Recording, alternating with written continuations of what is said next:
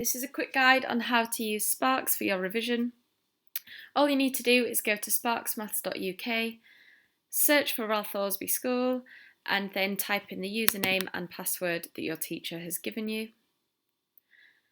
That will take you to this dashboard here. This is under homework, but you want to be going to independent learning that's in the bottom left corner.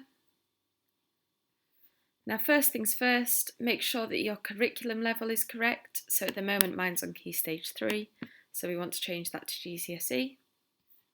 And then this default level here, it explains in this list, but if you're on foundation, you need to be on level 1, 2 or 3, and if you're on higher, you need to be on 3, 4 or 5.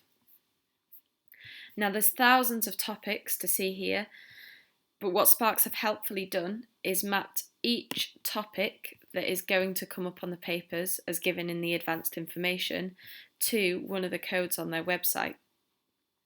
So how to use that then? For example, if I know I need to revise bearings because that came up as pink on my mock feedback, I'll take this code U525, go back to Sparx and search it here.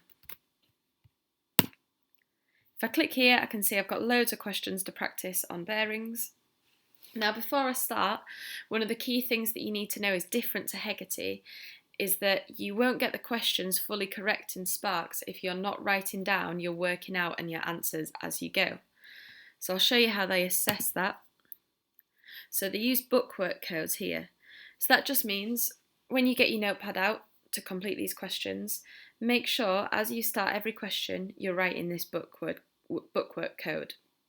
So I'll write B10. I'll have a go at this question and note down my answer to it, as well as any working out needed. And then I'm going to go ahead and answer the question.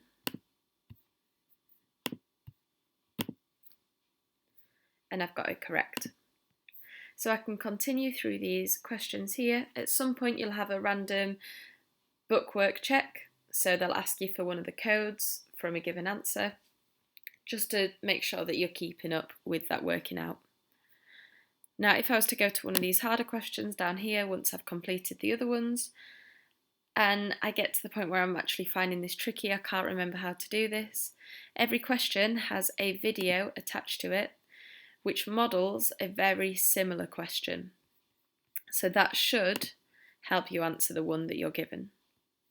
If not, then we can go back to this handout that you'll be given a copy of, and this is when you can use this red, amber, green. If you're still not confident after watching the video and having a go at the questions, then that's something that you can take back to your teacher and practice with in a lesson 7.